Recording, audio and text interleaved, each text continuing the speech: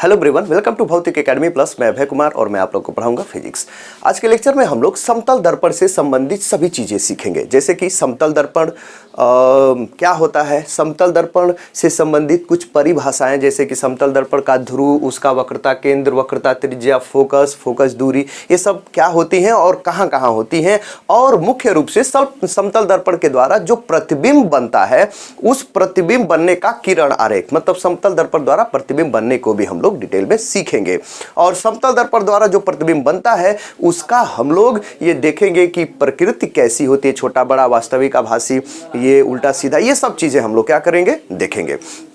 तो देख लेते हैं। सबसे पहले समतल दर्पण क्या होता है, तो मैं आपको बता दूं, और मेरा एक वीडियो है दर्पण के बारे में कि दर्पण किसे कहते हैं, मैं आपको रिकमेंड करूंगा कि उसको आप देख लें, ठीक है। फिर भी यदि आपको जानना है कि भाई समतल दर्पण किसे कहते हैं, तो एकदम सिंपल तरीके से हम एक कांच का टुकड़ा ले लेते हैं, ऐसा, ठीक है। देखिए, ये ऐसा एक कांच का हम टुकड़ा ले लेते हैं, देखिए ये ठीक है। ये ऐसा एक कांच का टुकड़ा ले लेते हैं, ठीक है। कांच ले लेते हैं, कांच का टुकड़ा जिसकी मोटाई बहुत कम होनी चाहिए, बहुत कम मोटाई, बहुत कम, और क्या हो, उसकी मोटाई हर जगह एक समान होनी चाहिए, ठीक है। और उसका तल कैसा होना चाहिए, एकदम समतल होना चाहिए, दोनों ओर से एकदम तल क्या होना चाहिए, एकदम समतल होना चाहिए। उसके किसी एक ओर यदि आप कलई कर देते हैं तो ये बना हुआ अब ये कांच का टुकड़ा कहलाता है समतल दर्पण।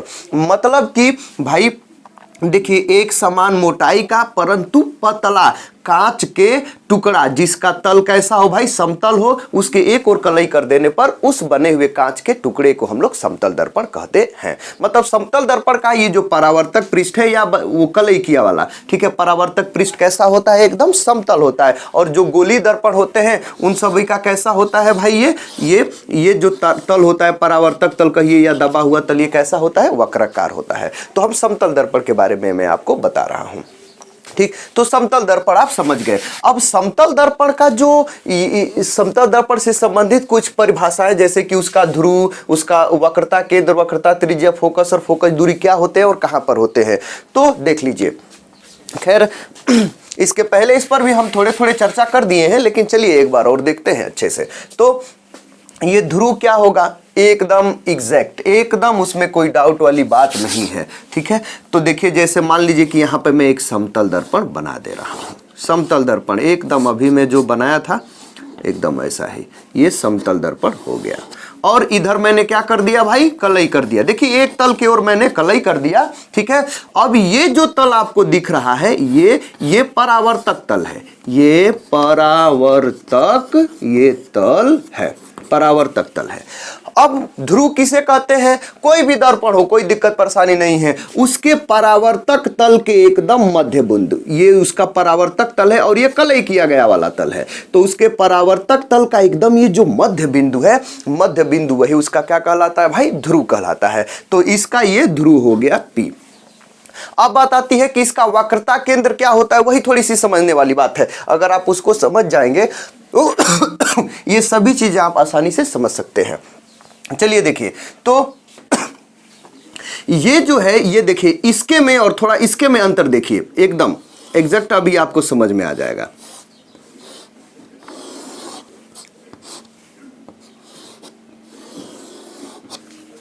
देखिए देखिए, ये जो तल है, देखिए ये इसका जो तल है ना, जैसे मान लीजिए कि एक ऐसा तल है, इसका ये जो तल है ये वक्राकार, मतलब गोलीय तल है, ठीक है। ये उठा हुआ तल है और ये दबा हुआ तल है। चलिए, मैं उठे हुए तल पर मैंने कलई कर दिया, आप समझ गए होंगे कि अब ये एक दर्पण बन गया, ये गोलीय दर्पण का ये अवतल दर्पण है, मतलब अवतल दर्पण बन गया।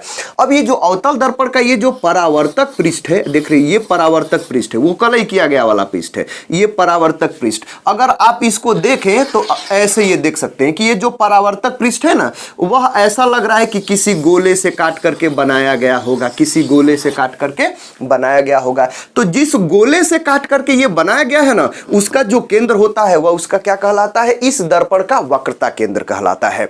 और देखिए, अब ये इसका ध्रुव हो गया, वक्रता केंद्र C और ये ध्रुव P के बीच की दूरी को हम उसकी वक्रता त्रिज्या बोलते हैं।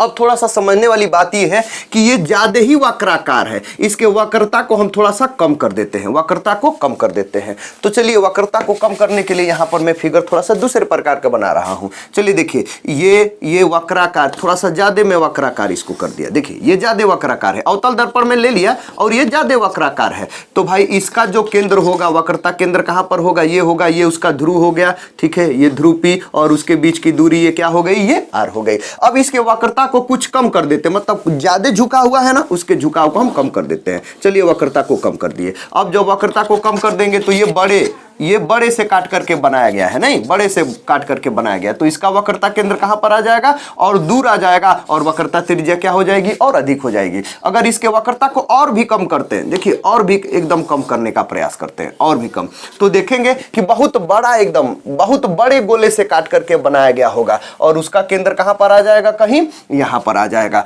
अब यदि इसी के वक्रता को कम करते करते करते यदि इसके परावर्तक पृष्ठ को एकदम समतल कर दिया जाए, एकदम समतल कर दिया जाए, एकदम समतल जब करेंगे आप, तो फिर ये कितने बड़े गोले से काट करके बनाया गया होगा भाई, कितने बड़े गोले से काट करके बनाया गया होगा, मतलब कि ये अनंत बड़े गोले से काट करके बनाया गया होगा, और उसका जो वक्रता केंद्र होगा कहां पर होगा भाई, अनंत होगा, है कि नहीं। मतलब कि यही है, यही हमारा समतल दर्पण है, और इसका जो वक्रता केंद्र होगा वो कहां पर होगा भाई, अनंत पर होगा, ठीक है। वक्रता केंद्र कहां पर होगा, अनंत पर होगा। और अगर अनंत पर वक्रता केंद्र हो गया, ठीक है, तो भाई वक्रता त्रिज्या कितनी होगी, अनंत होगी। और उसके बाद से हम फोकस पर भी आपको चर्चा करके बता रहे हैं। चलिए देखते हैं थोड़ा सा इधर, ठीक। तो मान लीजिए कि हमारे पास देखिए यही दर्पण है, ये समतल दर्पण में बना दिया, और ये समतल दर्पण का ये हो गया ध्रुव, एकदम ये ध्रुव हो गया, ठीक, ये परावर्तक पृष्ठ का मध्य बिंदु। अब ध्रुव हो जाने के बाद इसका वक्रता केंद्र कहां पर होगा, खुद समझिए, ये अनंत तक ऐसे जाएगा, नहीं, अनंत तक, एकदम अनंत तक एकदम। तो यहां इसका जो वक्रता केंद्र होगा वो भी कहां पर होगा, एकदम ये जो वक्रता केंद्र होगा ये अनंत पर ही होगा, अनंत, मतलब वक्रता केंद्र कहां पर होगा, अनंत पर।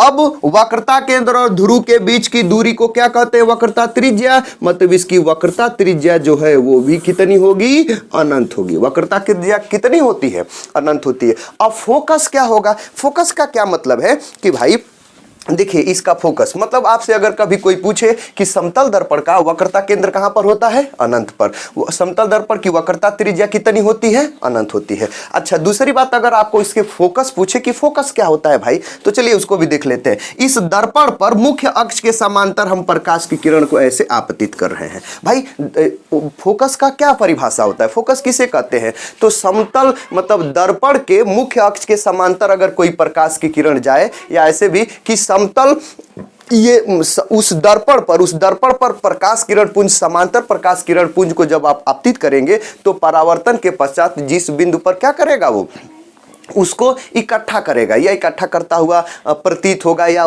ऐसा लगेगा कि उस बिंदु से वो उसको फैला रहा है, तो फिर उसी बिंदु को क्या कहते हैं, उसका ये फोकस कहते हैं। अगर एक रूप में सीधा सीधा देखा जाए, है कि नहीं भाई, देख लीजिए, तो भाई इसके मुख्य अक्ष के समांतर प्रकाश की किरण को लेकर के जाइए, ठीक है। अब इस पर से परावर्तन के पश्चात इसके मुख्य अक्ष के समांतर प्रकाश किरण को लेकर के जाइए, और इस पर से परावर्तन के पश्चात वो परावर्तित किरण इसके मुख्य अक्ष को जिस बिंदु पर काटेगी वही उसका क्या कहलाता है, फोकस कहलाता है। तो देखिए इस दर्पण के मुख्य अक्ष, ये मुख्य अक्ष हो गया। मुख्य अक्ष क्यों भाई, उसके ध्रुव और ये वक्रता केंद्र को मिलाने वाली रेखा को क्या कहते हैं, मुख्य अक्ष कहते हैं। ये मैं आपको चीजें कई बार बता चुका हूं, ठीक। ये हो गया मुख्य अक्ष हो गया, ठीक। एक्स डैश इसका हम नाम दे लेते हैं। अब इसके मुख्य अक्ष के समांतर एक कोई में प्रकाश की किरण ऐसे आपतित किया, ठीक है, ये यहां पर जाएगा, और ये तल एकदम समतल है तो उस पर एकदम लंबवत पड़ेगा। जब लंबवत पड़ेगा तो यहां से परावर्तित होकर के वो इधर ही आएगा, इधर ही एकदम इसी पर आएगा। ये परावर्तित किरण है, ये जो मैं दिखा रहा हूं ये परावर्तित किरण है। ये मुख्य अक्ष के समांतर पड़ी और जो परावर्तित हो वो परावर्तित किरण इसके मुख्य अक्ष को जिस बिंदु पर काटेगा या काटता हुआ प्रतीत होगा वही उसका क्या कहलाएगा, फोकस कहलाएगा। तो देखिए ये उधर गया और ये मुख्य अक्ष के समांतर ये गया, मुख्य अक्ष के समांतर गया और वो परावर्तित वाली किरण यही है। ये इसके मुख्य अक्ष को कहां पर काटेगा, ये इसका मुख्य अक्ष है और ये जा रही है, दोनों समांतर है, कहां पर काटेगा भाई, अनंत पर काटेगा, है कि नहीं। इसका मतलब ये है कि समतल दर्पण का जो फोकस होता है, फोकस कहां पर होता है, अनंत पर होता है। फोकस कहां पर होता है भाई, अनंत पर। तो आप कह सकते हैं यहां कहिए, यहां भी कहिए या कहीं भी कहिए, समतल दर्पण का जो फोकस होता है ये फोकस कहां पर होता है भाई, अनंत पर होता है, ठीक है। और फोकस दूरी तब कितनी हो जाएगी, फोकस दूरी स्मॉल एफ बराबर कितना हो जाएगा, वो भी अनंत हो जाएगा। अब मैं आपसे पूछूं कि धनात्मक की ऋणात्मक, आप देख ही रहे हैं जिधर से प्रकाश की किरण जाती है उस साइड और जो भी होता लिया जाता है, ठीक है, वही उसका क्या कहलाता है, वो धनात्मक चिन्ह वाला होता है। तो ये सब धनात्मक नहीं ऋणात्मक वाला होता है, ठीक है। ये दर्पण पर या लेंस पर जिस साइड से प्रकाश की किरण हम लेकर के जा रहे हैं उस साइड में जो भी दूरियां मापी जाती हैं उसके मुख्य अक्ष में,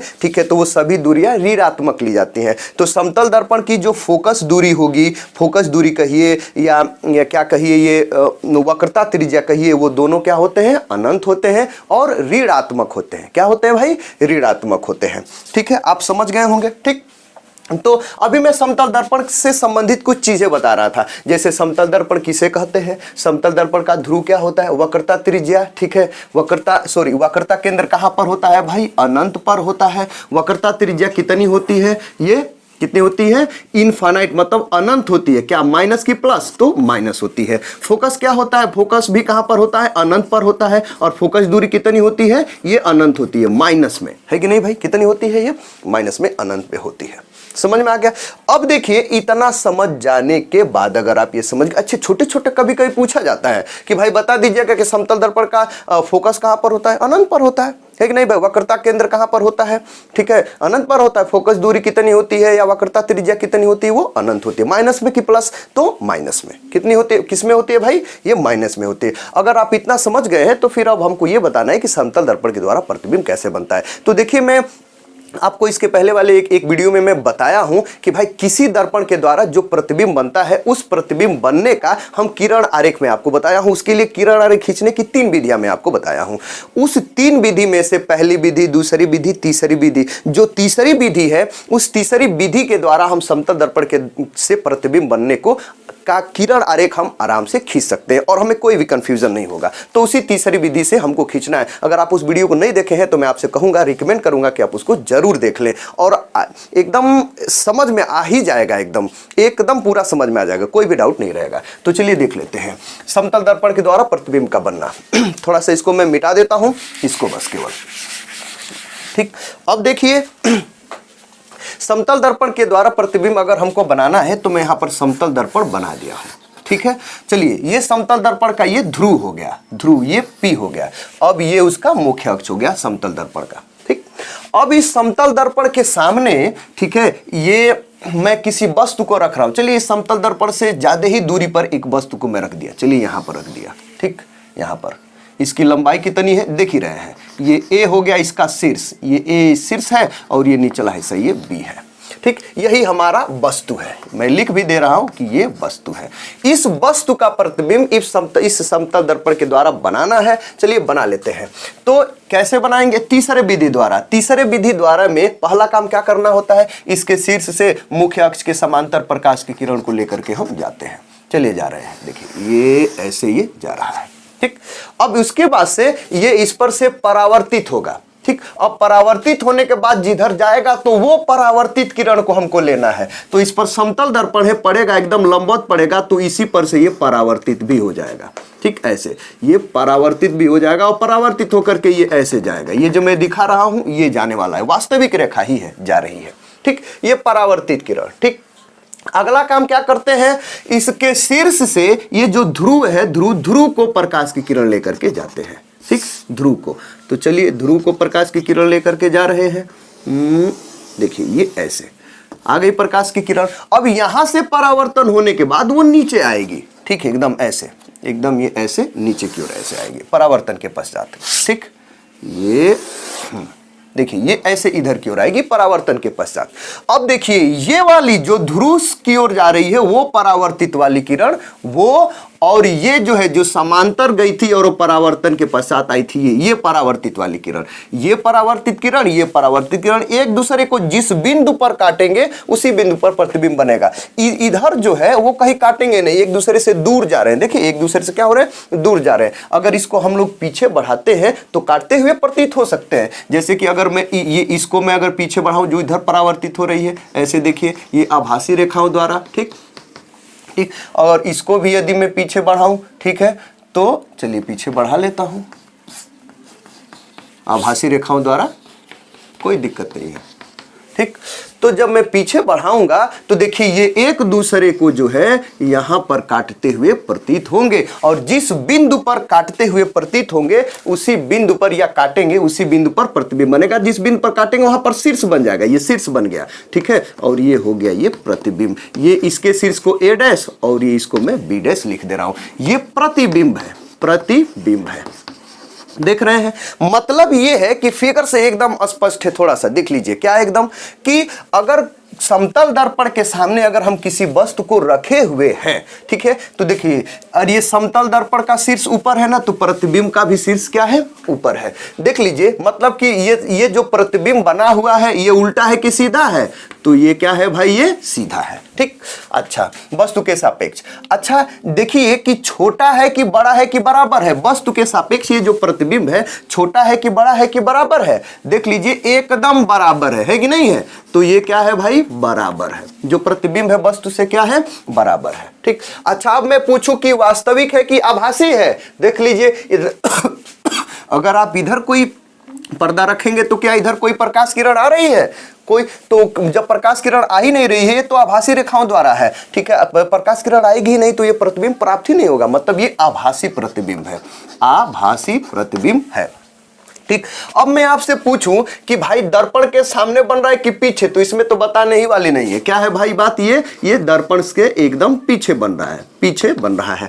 अब मैं पूछूं कि भाई ये जो वस्तु है दर्पण से जितनी दूरी पर है, चलिए मान लेते हैं कि 10 मीटर दूरी पर है, मान लीजिए कि 10 मीटर दूरी पर है, तो प्रतिबिंब कितनी दूरी पर है, देख लीजिए ये दोनों दूरियां क्या है भाई, ये बराबर है। ये भी कितनी है, ये 10 मीटर, दोनों दूरियां क्या है, एकदम बराबर है। मतलब ये कि ये जो वस्तु है, वस्तु इस समतल दर्पण से जितनी दूरी पर होगा उतनी ही दूरी पर समतल दर्पण के पीछे वो प्रतिबिंब बनेगा, एकदम उतनी ही दूरी पर सीधा बनेगा, बराबर लंबाई का बनेगा, आभासी बनेगा, और ये दर्पण के तो पीछे ही बनेगा एकदम, ठीक। मतलब ये समझ गए, ठीक है। अब देखिए मतलब इस दर्पण से बड़ी दूर किए थे तो प्रतिबिंब भी उतने ही दूरी पर क्या हुआ है, बना हुआ है। अगर नजदीक लेकर के आएंगे तब तो चलिए नजदीक वाला भी देख लेते हैं। तो चलिए मान लीजिए कि इसको खिसकाते खिसकाते हम यहां पर उसी को एकदम लेकर के आ गए हैं, यहां पर एकदम, ठीक। देखिए ये यहां पर ये ए है और ये क्या है, बी है। इसी वस्तु को हम यहां पर खिसकाते हुए लेकर के आ गए हैं, ठीक। अब इसका प्रतिबिंब कैसे, एकदम पहला काम वही तीसरे विधि द्वारा, इसके शीर्ष से मुख्य अक्ष के समांतर प्रकाश की किरण जाएगी, जा रही है, ठीक। परावर्तन के पश्चात किधर जाएगी, लंबवत पड़ रही है इस पर, परावर्तन के पश्चात वो उसी पर क्या हो जाएगी, इधर ये परावर्तित हो जाएगी, ऐसे क्या हो जाएगी, इधर ये परावर्तित हो जाएगी। तो ये जो परावर्तित होकर जा रही है, ये अगला काम क्या करते हैं कि यही इसका दर्पण का ध्रुव है, इसके शीर्ष से ध्रुव की ओर प्रकाश की किरण लेकर के हम क्या करते हैं, जाते हैं, ठीक। तो ये ऐसे ये प्रकाश की किरण आएगी और परावर्तन के पश्चात क्या हो जाएगी, ये ध्रुव की ओर ऐसे जाएगी। तो ये जो ये ध्रुव की ओर नहीं, ध्रुव से इधर जा रही है, तो ये जो ये परावर्तित किरण है और ये परावर्तित किरण है जो मुख्य अक्ष के समांतर जा रही थी उसका परावर्तित किरण, ये और ये एक दूसरे को जिस बिंदु पर काटेंगे उसी बिंदु पर क्या होगा, प्रतिबिंब बनेगा या काटती हुई प्रतीत होंगी। तो उधर तो कहीं काटेंगे नहीं अगर, लेकिन अगर इसको पीछे बढ़ाया जाए तो काटती हुई कहीं प्रतीत हो सकती है कि नहीं। देख लीजिए अगर मैं इसको पीछे बढ़ाऊं तो देख लीजिए यहीं पर काटती हुई प्रतीत होंगी, और जहां पर काटेंगे उसका प्रतिबिंब वहीं पर बनेगा। देख लीजिए यहीं पर क्या हो गया, ये प्रतिबिंब बन गया, ठीक। यहीं पर प्रतिबिंब ये बन गया, ये ए डैश हो गया और ये क्या हो गया, ये बी डैश हो गया। फिर भी देखिए एकदम, ठीक। देखिए ये जो प्रतिबिंब है ये वस्तु है, इसको वस्तु लिखते हैं, और ये क्या है भाई, ये प्रतिबिंब है, प्रतिबिंब है, ठीक। देखिए तो ये जो वस्तु है, वस्तु जितना लंबा है उतना ही ये भी है कि नहीं है। है। अच्छा, दूसरी बात, इसका भी शीर्ष ऊपर है, प्रतिबिंब का भी शीर्ष ऊपर है। ये भी क्या है, सीधा है कि नहीं है, बराबर है कि नहीं है, बराबर है, आभासी है कि नहीं है।